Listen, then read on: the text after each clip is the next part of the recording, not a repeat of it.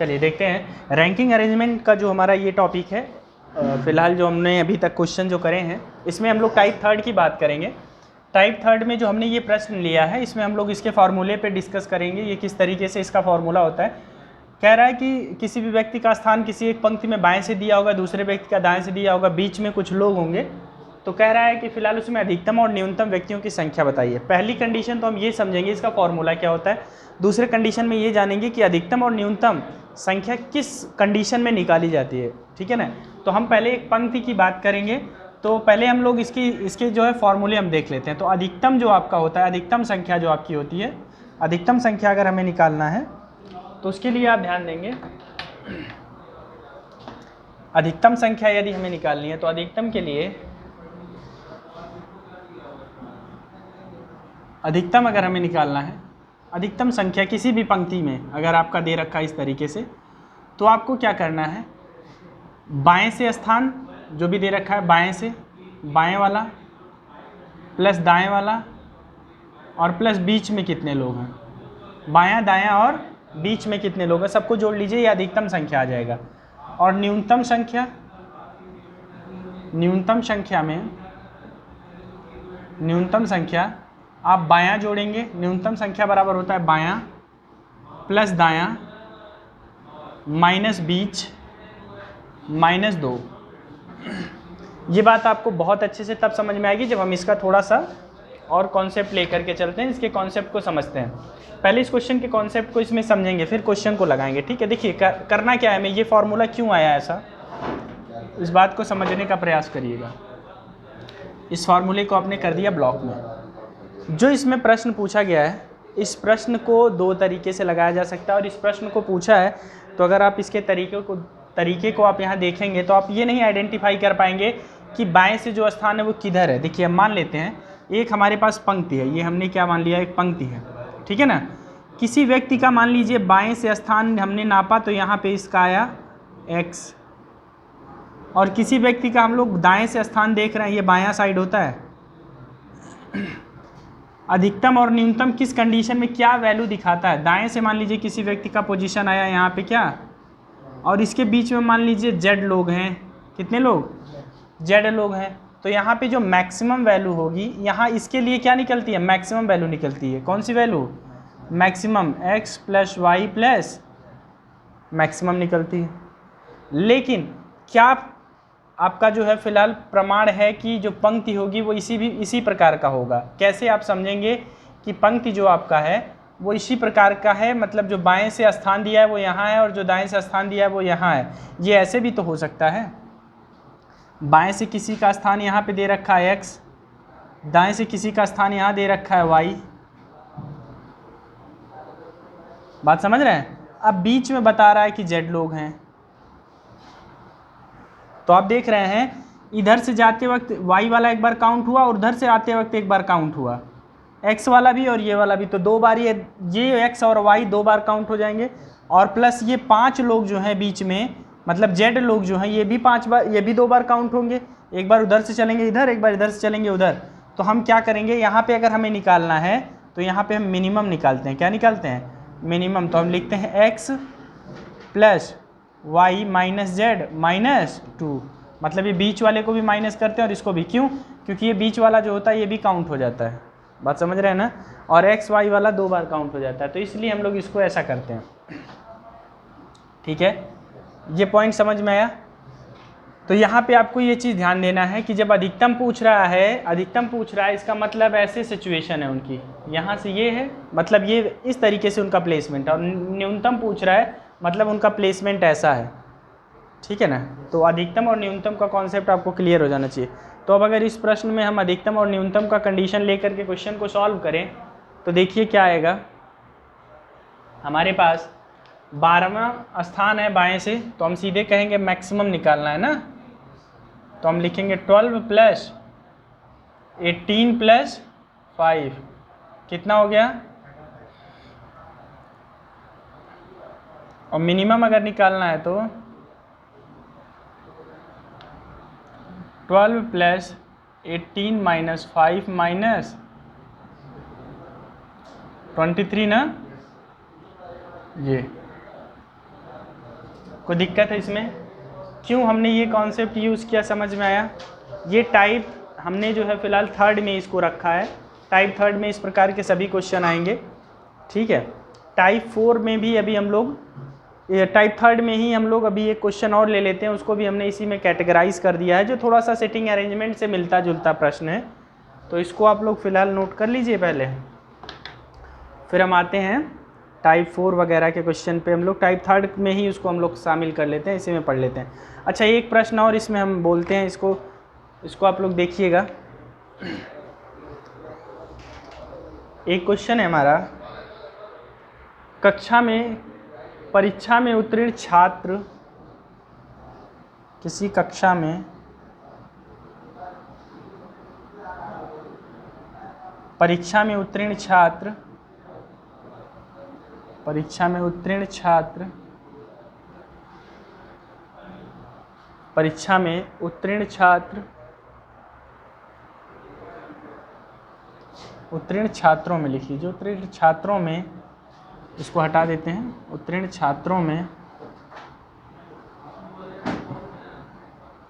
कार्तिक की ऊपर से 14वीं और नीचे से, कार्तिक की ऊपर से 14वीं और नीचे से 27वीं रैंक है, 27वीं रैंक है। ये जनरल क्वेश्चन है, ऐसे ही 27वीं रैंक है। यदि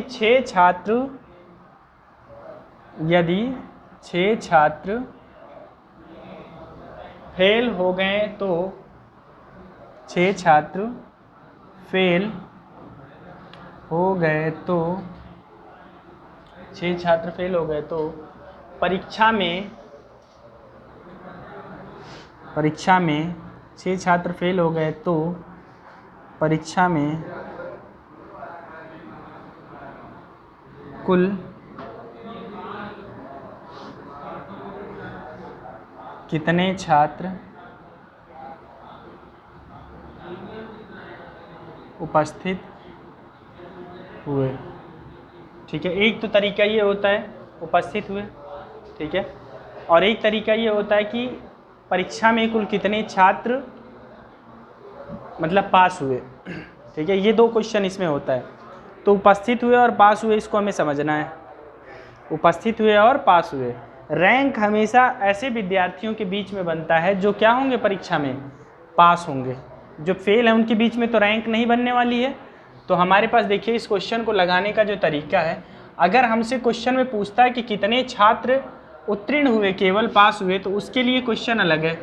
अगर ये पूछता है कितने छात्र बैठे एग्जाम हॉल में, तो उसके लिए क्वेश्चन अलग है, ठीक है। तो हम देखिए प्रश्न को हम कैसे सॉल्व करते हैं। इस क्वेश्चन को हम देखेंगे ध्यान से। हम पहले ये देखते हैं कि परीक्षा में कितने छात्र बैठे, ठीक है ना। पहले कितने छात्र उत्तीर्ण हुए, हम उत्तीर्ण छात्र देखते हैं। उत्तीर्ण छात्रों की संख्या, उत्तीर्ण छात्रों की संख्या मतलब रैंक हमेशा पास विद्यार्थियों में निकाली जाएगी। तो किसी एक विद्यार्थी का मान लीजिए हमारा रैंक ऐसे दे रखा है, ऊपर से रैंक उसका क्या है और नीचे से 27वीं रैंक है। तो इसमें टोटल पास विद्यार्थी कैसे निकालेंगे? Total is equal to top plus bottom -1, ऐसे ही तो निकालेंगे। तो हम लिखेंगे 27, यहाँ 14 + 27 -1, तो ये कितना आ जाएगा 40। मतलब इतने विद्यार्थी हैं जो उत्तीर्ण हैं और 6 लोग फेल हैं। तो टोटल आपका जो है उत्तीर्ण छात्रों की संख्या और परीक्षा में बैठे छात्रों की संख्या,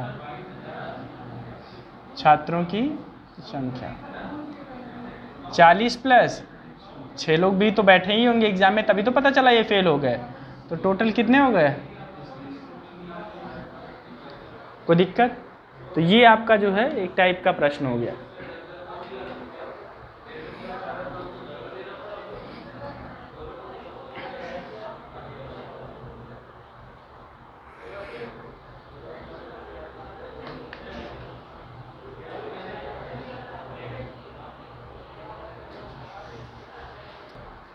क्वेश्चन में दिया है 5 छात्र ए बी सी डी और ई एक पंक्ति में उत्तर की ओर मुख करके बैठे हैं।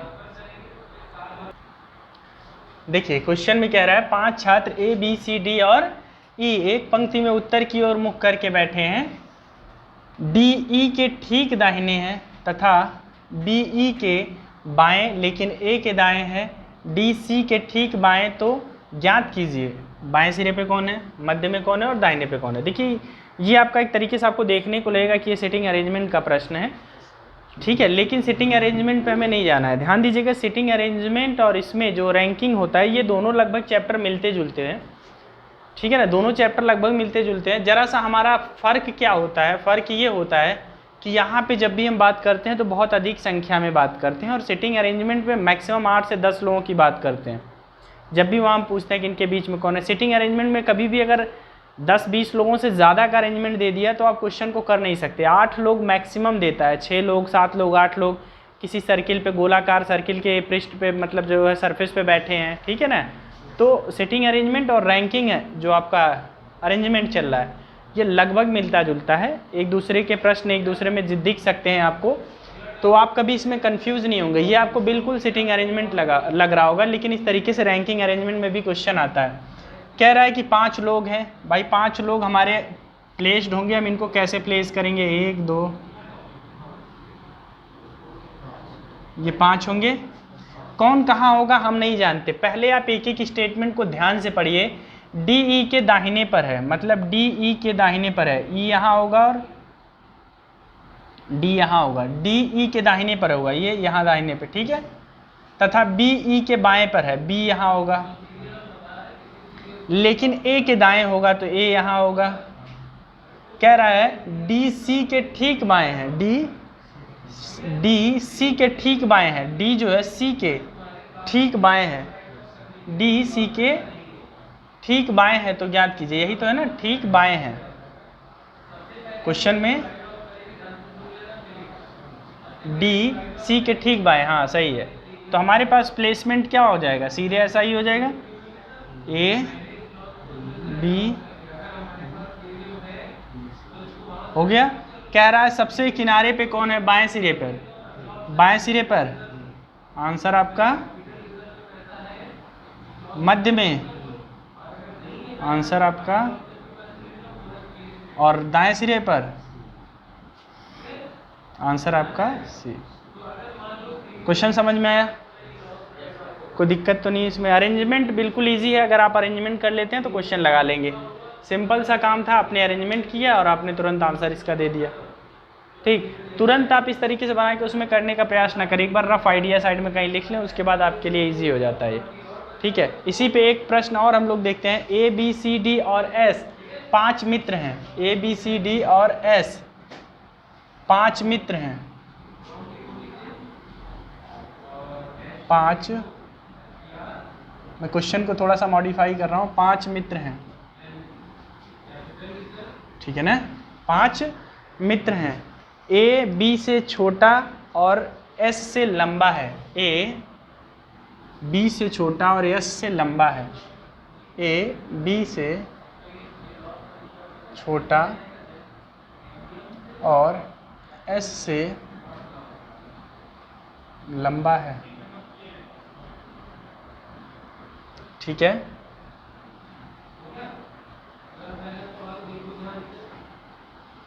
लंबा है।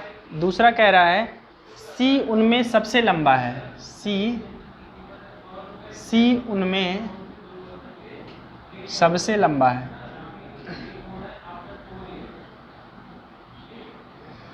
और चौथा यहाँ पे ऑप्शन दे रखा है डी बी से थोड़ा छोटा है, डी बी से थोड़ा छोटा है, डी बी से थोड़ा छोटा है, डी बी से थोड़ा छोटा है और ए से थोड़ा बड़ा, और ए से थोड़ा बड़ा। समझ पा रहे हैं इसे, क्वेश्चन को, इस क्वेश्चन को यदि आप समझ पा रहे हैं। अब देखिए इसमें आपका क्वेश्चन क्या क्या पूछा, ये तो क्वेश्चन नॉर्मल स्टेटमेंट हो गया, जिसके आधार पर हमें प्रश्न को करना है। प्रश्न हमसे क्या पूछ रखा है, ऐसे क्वेश्चंस जब भी आते हैं तो इससे जुड़े कई प्रश्न होते हैं। उनमें सबसे छोटा कौन है, पहला प्रश्न है। उनमें सबसे छोटा कौन है। दूसरा आपका है वरीयता क्रम में खड़े होने पर मध्य में कौन होगा। वरीयता क्रम मतलब आरोही अवरोही किसी भी क्रम में, वरीयता क्रम में खड़े होने पर मध्य में कौन होगा, ठीक है। और तीसरा कह रहा है आरोही क्रम में खड़े होने पर, तीसरा कह रहा है आरोही क्रम में खड़े होने पर, आरोही क्रम में खड़े होने पर दूसरा कौन होगा। दूसरा कौन होगा। बात को समझिएगा। सॉल्यूशन इसका अगर हम लोग देखना चाहें, क्वेश्चन में क्या कह रहा है, 5 छात्र ए बी सी डी और एस 5 मित्र हैं। यहाँ पे 5 मित्र हैं, इसको पूरा मिटा ही देते हैं स्टेटमेंट, वरना थोड़ा अच्छा नहीं दिखेगा। ए बी सी डी और एस 5 मित्र हैं। ए बी से छोटा और एस से लंबा है। तो ध्यान दीजिएगा, ए क्या है, बी से और एस से लंबा है। हर स्टेटमेंट को पहले आप बना लो, ठीक है। सी उनमें सबसे लंबा है, मतलब सी सबसे ग्रेटर है, तो मतलब मान लीजिए सी हमारा सबसे बड़ा है, उसको साइड में कहीं रखिए। डी बी से थोड़ा छोटा है। डी क्या है, बी से थोड़ा छोटा है, मतलब डी हमारा यहाँ होगा। डी बी से थोड़ा छोटा है परंतु क्या है, ए से बड़ा है, मतलब ये सीक्वेंस हो गया। बात समझ में आया। इसको अलग अलग करने का यही फ़ायदा होता है। लास्ट तक जब तक आप पढ़ नहीं लें तब तक एक ही में अरेंज करने की कोशिश ना करें, वरना गलती होगी, ठीक है ना। अब यहाँ देखिए सबसे छोटा कौन हो गया, तो इसमें क्वेश्चन में उनमें सबसे छोटा कौन है, तो आंसर एस, ठीक है ना। अब कह रहा है अगर वरीयता क्रम में खड़े हो तो मध्य में कौन आएगा, आंसर आपका डी। अब कह रहा है कि अगर इन्हें आरोही क्रम में कर दिया जाए, तो आरोही क्रम में ए देखिए सबसे छोटा, फिर उससे बड़ा, फिर उससे बड़ा, फिर उससे बड़ा, फिर सबसे बड़ा, इसी को बोलते हैं आरोही क्रम, मतलब बढ़ते क्रम में। तो सबसे अगर कर दिया जाए आरोही क्रम में खड़े होने पर दूसरा कौन होगा, तो दूसरा होगा कौन, ए। तो यहाँ पे आंसर हो जाएगा। समझ में आया क्वेश्चन, कोई दिक्कत तो नहीं इसमें, ठीक है। तो ये भी आप इसको नोट डाउन कर लीजिए। इस टाइप के भी प्रश्न इसमें बहुत अच्छे खासे आते हैं, तो इसको आप नोट कर लीजिए, इसको नोट डाउन कर लीजिए। और फिर एक आध इसमें और प्रश्न देखते हैं। देखिए क्वेश्चन है हमारे पास, 74 लड़कियों की एक पंक्ति में श्वेता बाएं छोर से 27वें स्थान पर है, ठीक है। पलक श्वेता के दाएं 7वें स्थान पर है। पलक का स्थान पंक्ति के दाएं छोर की ओर से क्या होगा। मतलब हम एक पंक्ति लेते हैं बच्चों, यहाँ पे देखना, एक पंक्ति है, इसमें बाएं छोर से श्वेता का स्थान क्या है, 27वां है। किसका, श्वेता का। ध्यान दीजिएगा, इस पूरे पंक्ति में 74 लड़कियां हैं। कितनी लड़कियां हैं।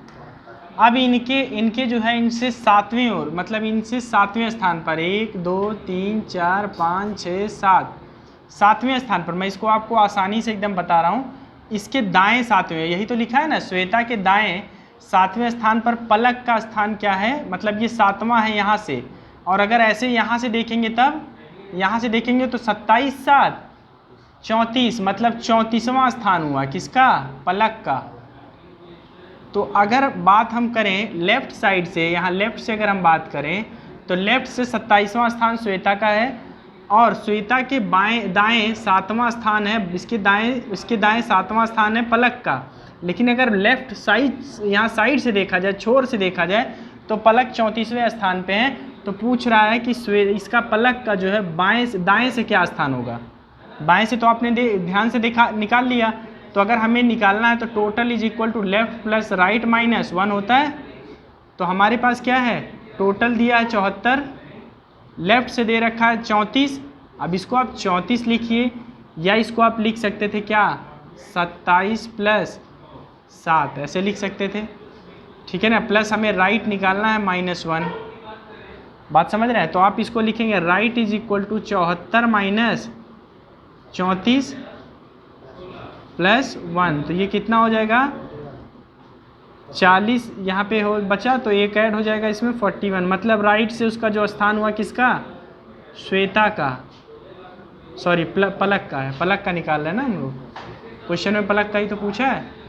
पलक का स्थान पंक्ति के दाएं छोर से क्या होगा, ठीक है ना, तो ये हमने कैलकुलेट कर लिया कितना 41, समझ में आया, कोई दिक्कत तो नहीं है।